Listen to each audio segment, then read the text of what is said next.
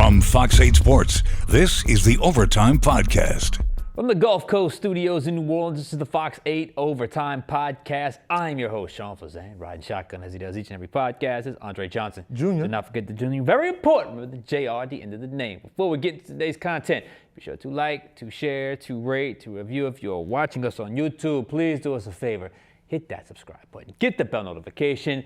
But when we drop that, fire content. Also, hello, Gulf Coast Sports and Entertainment Network. Glad you have found us here. And as I've said a few times over the last few weeks, I know y'all are watching us on this network because I see the numbers. So we thank you for that, for finding us on this wonderful network known as the Gulf Coast Sports and Entertainment Network. Andre, we are entering the last few days of 2025. It has been an interesting year. It has been an interesting season for the New Orleans Saints. But yet again, for the fourth week in a row, you have a victory Monday in the city, and the Saints have successfully won every single game in the month of December. And once again, rookie quarterback Tyler Shough was up to the occasion. We're going to get into that, obviously, but first things first, how you feeling? I'm feeling good. You know, I'm getting used to this whole Victory Monday thing. It felt like it's been a long time since we had them back to back to back to back. We haven't had 4 straight wins since 2020, Sean. I mean, people were watching on Zoom the last time the Saints had 4 straight wins. I don't know if there were people in the stands. So that's how good it feels to be a part of a 4th straight Victory Monday over the Tennessee Titans that made the Saints work for it. Yes, they did. Cam Moore, he looked really good yesterday. The Saints fell behind early, but it didn't matter. You had Charlie Smith booting it from 50. You had Tyler Shough, 300-plus yards, multiple touchdowns. Austin Estime was working. Everything was clicking yesterday, Sean, which made us take a step back and think. You know, last week we talked about the Rookie of the Year race when Tyler Shough at the time was second in odds to win the award. Since Sunday's performance, he's now catapulted into first, but when you look at the Rookie of the Year race, it's kind of a side quest when you really think about it, Sean, because in the grand scheme of things, this season is a lot bigger than just Offensive Rookie of the Year. So today, for the big picture, Sean, we got to get into why that is. That's a great way to put it. It really is. Because it really hit me just on the way home last night. I didn't go to Tennessee. Wish I would have. I love Nashville. But I didn't take that trip. So that's fine. No big deal. Watched the game from here. It was interesting watching the game from here, not on the road. But watching that game develop the way it went down, let's just set the stage, all right? Tyler Shough is officially at 67.8% completion percentage, 2,125 yards, 9 tutties, 5 interceptions in those 8 starts, 5-3. What else can you really say? 4th win in a row, and with each win, we've said this, the deck he's working with gets smaller and smaller and smaller. No AK, no Ruiz, no McCoy, no Vele, no Tipton, no Kendre Miller, no Devin Neal, no Foster Moreau, of course, no Rashid Shaheed. And in the middle of the game, they lost Jack Stoll. That was 10 names I just named off. 10. Another 300-yard game. Outdueled the #1 overall pick, who, as you mentioned, did not play bad. He did not play bad for another second-half comeback W. I watched Tyler Shough. You need to watch Tyler Shough. You have to understand what you're watching, what you're seeing. His style of play reeks of sustainability, in my opinion. You're just not, I've said this so many times because I want to make it so where you understand what normally happens with a rookie quarterback. You're just not seeing those swings and highs and lows. And yesterday was a high for Cam Ward, but we've seen the lows from Cam Ward. You're not seeing, there's a level of steadiness with Tyler Shough's play that is uncanny for a rookie, and a lot of times uncanny for just a quarterback in general. Shuck should be Offensive Rookie of the Year. But if that is where your head is at about this season, you are not thinking big enough. You are not thinking big enough. It is not a stretch to say that Shuck has successfully recalibrated the timeline for success with this Saints franchise. He has impacted the big picture, like we like to call it, planning of this organization that even the most ardent Shuck supporters, which I think you and I would qualify as Shuck supporters could have foreseen. I know I didn't. At least not through 8 starts. Let's be honest. Let's just think back and just reset when we were having this pod a few weeks ago. We were setting the realistic expectations for Tyler Shough. The realistic goal was for him this season to show enough positive traits to allow the Saints to make it where they didn't have to take a quarterback. They may take a quarterback, but they didn't have to based off the positive traits Tyler Shough has shown. What has actually happened, Andre, Shuck has made it to where you can't take a quarterback. You can't take a quarterback. We'd all be like, what are they doing if they take a quarterback in the first round? It would be a massive mistake based off what Shuck has shown. Plus, he hasn't just shown positive traits. If he were to do that, that would be enough for us to say, yeah, I can roll with this guy. He has shown positive traits, and his play has already been the difference in wins and losses. So you're getting the positive traits, and you're getting the result. So you're getting the process, you're getting the result. They are winning due to him. Not in spite of him, not with him, due to him and his play. If you pull him out the game, you are not winning these games that they're winning. Which brings me to the timeline. It has now been accelerated, in my opinion, or it should be accelerated, in my opinion. You go into next year with tangible evidence of victory in a division that's been attainable for like a half decade now. It has been the worst of the worst when it comes to divisions in the NFL for a long time, and yet somehow, some way, the Saints have not been able to grab hold of this incredibly lame division. Let's just call it what it is.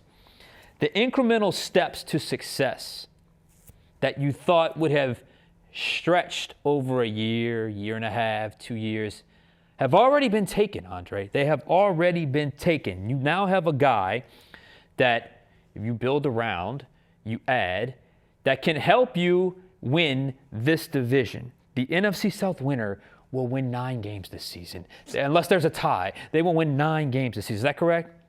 Well, depending on how the tiebreakers go out, it could be 8. Exactly. But more than likely, the division winner, either Carolina or Tampa, is going to have a 9-8 record. That needs to guide every decision going into this offseason. Every decision needs to be, I have the guy that I can win with, and I can win with right now once the offseason gets here. That comes to weapons, roster, coaching staff, line of scrimmage, quarterback room. All decisions must be made with that as your guiding principle. This team needs to believe now that they can be back in the playoffs next year. Why do I say that? Because if they had 2 more games this season, Andre, they might be in the playoffs this season behind the play of your young rookie quarterback who looks nothing like a rookie, who's playing top 10 quarterback ball right now. Let's just be honest. We did not see this coming, Andre. Not this. And we were high on him. Yeah. I thought it was going to take some time. I did not, like I said a couple pods ago, I did not expect to be this convinced. But Shuck has given this team, this franchise, that gift, the feeling that we are a lot closer than perhaps we would have thought we would be once this season ended. We all know sophomore slumps happen, and there's going to be an offseason of studying of Tyler Shough, and he's going to have to confront that challenge next year. He's got the mental makeup, and he's got the style of play, and he's going to have more around him next year to overcome those challenges. So this is why what you're seeing with Tyler Shough is so important. He has accelerated the timeline, in my opinion, for hopeful success for the Saints organization. What say you? I'll tell you why this season is bigger than just Offensive Rookie of the Year for Tyler Shough. And I'll take us back over the last 7 years. Teddy Bridgewater, Taysom Hill, Jameis Winston, Trevor Siemian, Ian Book, Andy Dalton, Derek Carr, Jake Hayner, Spencer Rattler. That's why this is a big deal. Those are all the quarterbacks that the Saints have started, not since 2011. Drew Brees, of course, leaving Drew Brees out of this. But since 2018, those are the starting quarterbacks outside of Drew Brees since 2018. The Saints have been looking for that guy, that franchise quarterback, to lead this team into the future. And they went through all of those names, and none of them stuck for various reasons. But now you find Tyler Shough. You finally get one, because in this league, it's difficult to succeed consistently without a guy at quarterback. And having that guy elevates this franchise in the same way that Tyler Shough has elevated this team on the field in so many ways. I mean, you start in the, draft. Now, like you said, you went into this season with the goal of, between Spencer Rattler and Tyler Shough, I need to see if the future, if this position is on this team, or if I need to look in the draft and look into a Mendoza, Dante Moore, Ty Simpson. We know now that's not happening. So instead of looking into those three, now you're looking into Carnell Tate. You're looking into Mekhi Lemon. You're looking into Ruben Bang. You're looking into Jeremiah Love. You can address some of your other issues because you know you have quarterback handled. So it helps you when it comes to the draft. It helps you when it comes to free agency, because if you really think about it, when's the last time a highly touted free agent, a marquee free agent in his prime, so I'm not talking Champ Bailey and Adrian Peterson, chose to come to New Orleans? You really have to take a step back and think. The biggest free agent in their prime to come to New Orleans hasn't been since the heyday of Drew Brees and all of them. The closest that you've had in the last 10 years is probably DeMario Davis, who was on the defensive side of the ball, who really had his best days in New Orleans. He didn't become an All-Pro and a Pro Bowler until he got here. So when you think about it, especially offensively, you haven't had a lot of big free agents saying, man, I want to go play in the Big Easy. But now, if I'm a free agent and I'm looking around and I'm saying that receiver room is pretty bare so I can play, they've got a guy in Tyler Shough. They've got a head coach in Kellen Moore. They've got some stability in all of the places that matter. If I'm a marquee free agent, the guys who we were looking at last offseason and thinking maybe we can get them in black and gold, and we couldn't, maybe those guys want to come play here now because they're looking at the play of a Tyler Shough. They're looking at the development of a Kellen Moore. They're looking at this offense and saying there's an area for me to come in and contribute immediately. So instead of getting a Brandon Cooks to sign in free agency, no shade to Brandon Cooks, he was actually playing a really good game in Buffalo yesterday, but you can get a much bigger free agent to help make this offense better so you don't only have to lean on the draft. It helps to build culture. I mean, you look at how this team is rallying around Tyler Shough and truly becoming one around Tyler Shough. You look at Kellen Moore giving out 23 game balls at the end of every game. I mean, you look at the fans around the city, and just the spirit, coming back to this Saints team. It's a big deal in so many ways. And finally, what you touched on, you look at the NFC South. That's it. It is so winnable right now.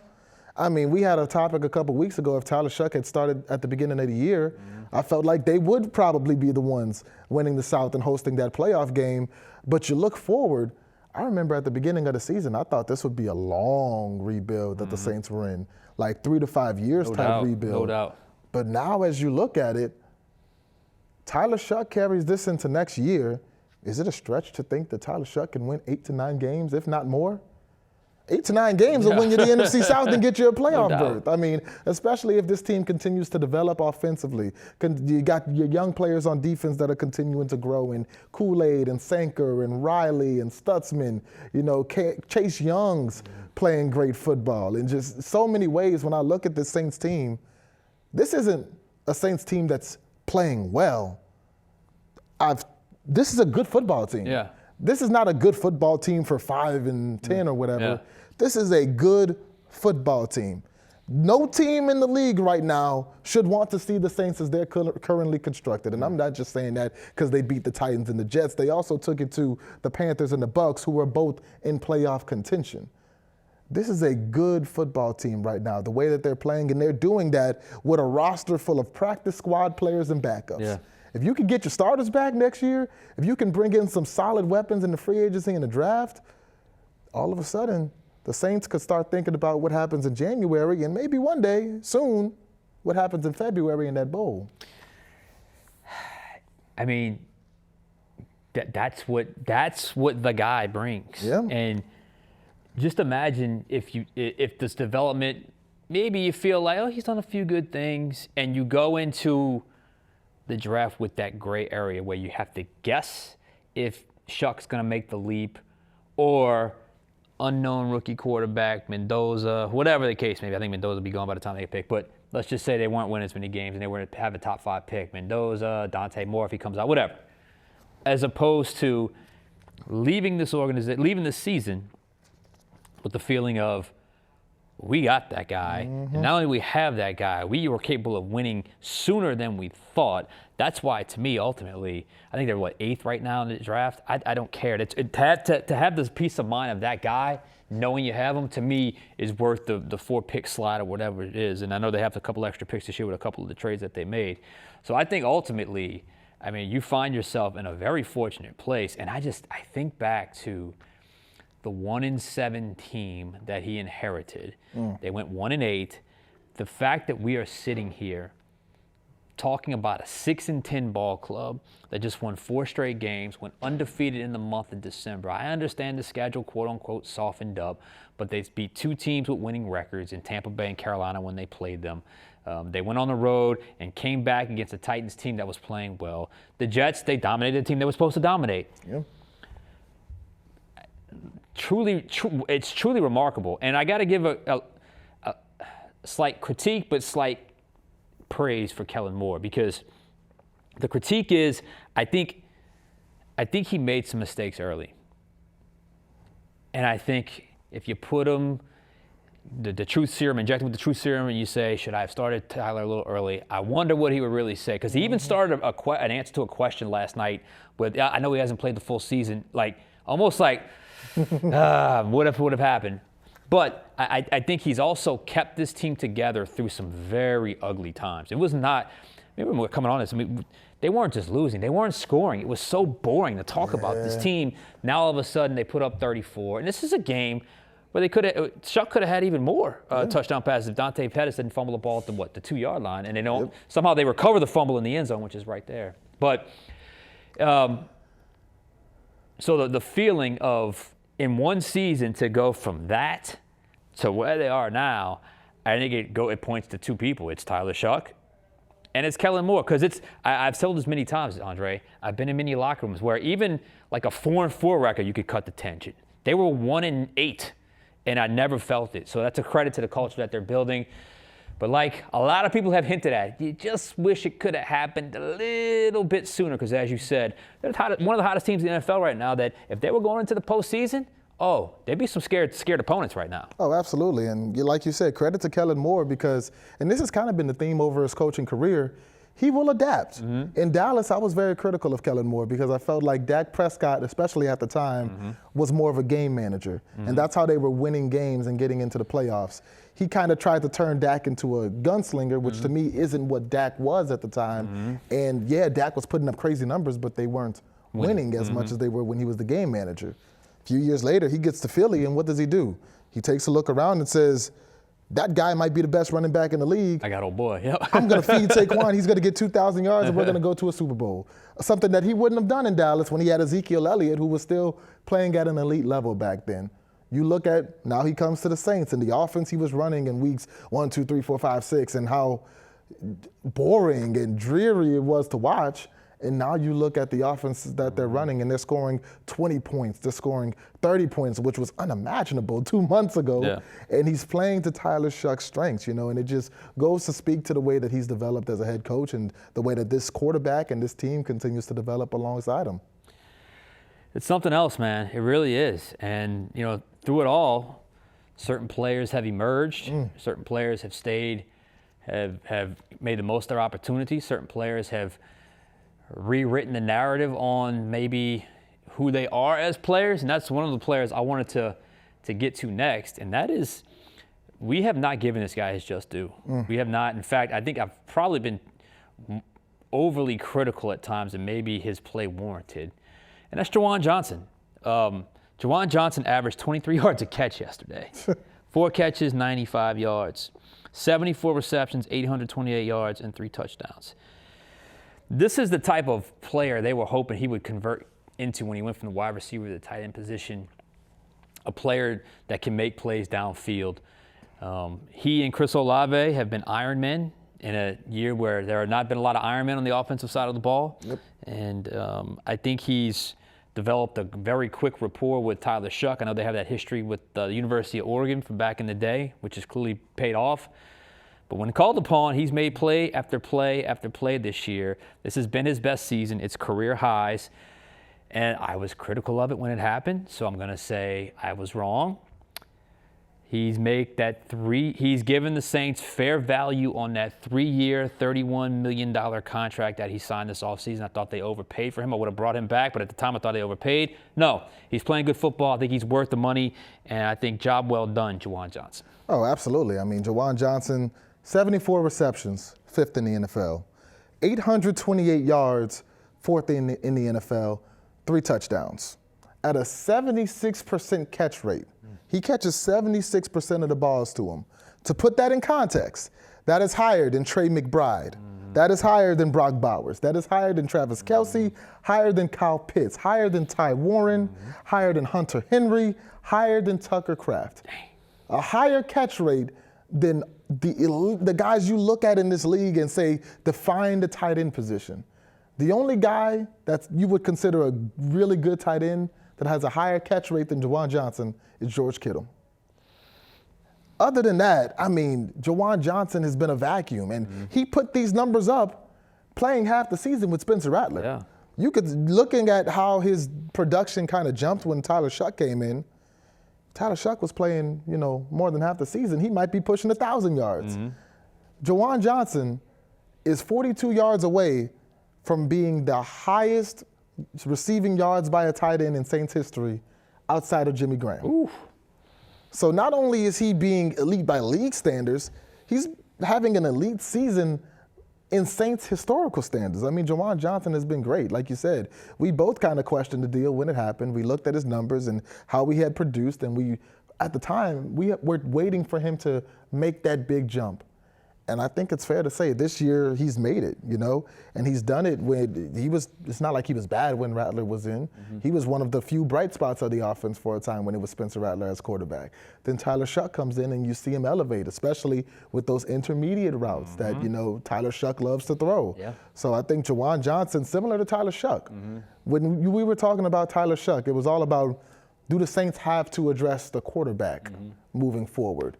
And we've certainly been looking at, Tyler Warren. We've been looking at Brock Bowers, a few years ago, saying the Saints need to address the tight end position. And as we enter this year's draft, I don't think the Saints need to address the tight end position. There are so many huge needs, at least not early. Maybe if you'd grab one in the 4th, 5th round, whatever. But, I mean, there are so many glaring needs on this team, from running back to receiver, needs on defense, maybe interior offensive line, that now, as I look at that tight end position, I'm like, that's not one of the, 2 or 3 biggest needs that the Saints have. So Juwan Johnson, this season has been an incredible success for him. It's been a success, and there's that synergy that develops when a skill position player really connects with a quarterback, where it just seems to flow. And I'm thinking of that play where Tyler is flushed out of the pocket, and he does one of those, like directing where to go. Yep. He finds the hole downfield, and they connect for like a 40-yard gain in the game yesterday. You don't see that happening if you're just not on the same page, and it's just amazing how quickly everything has kind of gravitated towards, when you make the switch and you get kind of in tune with a new quarterback, how everything else seems to multiply. We use Elevate a lot. I use Elevate a lot. The multiplication of production from players that were not producing at the same level before, I think, is another factor in this. You talk about, back when Drew was here. I mean, there's that famous, Thanksgiving Day game where he threw 4 touchdowns to 4 undrafted rookies. I mean, it's incredible the way you're able to multiply. That's one side of it, but also, you can't discount just how hard Juwan has worked to make himself a more complete tight end, because I always felt like in big moments he was a little inconsistent up until this year. Now in big moments he's making big plays, especially in this last 7-8 game stretch. So, kudos to him, because I was curious when they signed that contract, because he's 29 years old, if that was indeed worth it for the money they paid. But they got the best version of him, and that's exactly what you want when you hand a guy a contract.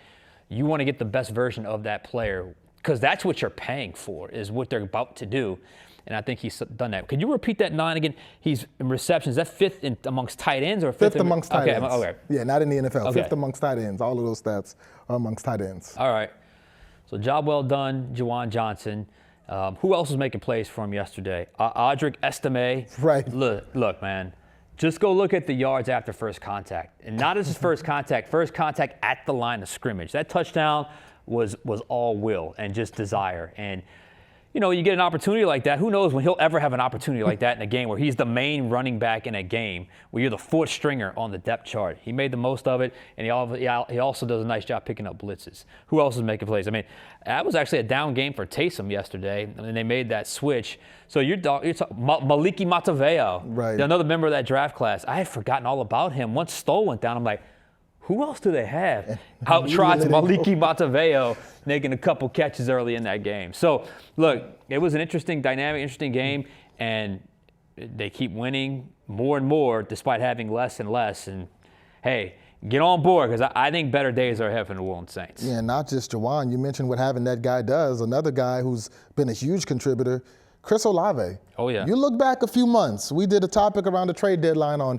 should the Saints trade Chris Olave. Mm-hmm. Before that, we did topics on should the Saints pay Chris Olave, all of this and all of that. Well, we getting paid now. And we were both very critical, and y'all were critical too. You can look in the comments. I saw what y'all said. Y'all were with us. So, you know, you look at the way we were talking about Chris Olave before the Shuck stretch. Mm-hmm. Look at the way we were talking about Juwan Johnson and the drops and the inconsistency before the Shuck stretch. You get that guy in there, he elevates, and all of a sudden, Juwan Johnson's one of the best tight ends in the league. All of a sudden, it's no question, Chris Olave is being paid. It's just about how much. That's what having that guy does, and that's why, to take it back to the big picture, this season is bigger than just an Offensive Rookie of the Year award, because that should be a foregone conclusion. It's not a coincidence, folks. They're all getting better once you made that switch. So we'll see if he wins it. We'll find out soon enough. All right, we got to go. Andre Johnson Jr., Sean Fazende. We'll catch you guys next time on Overtime.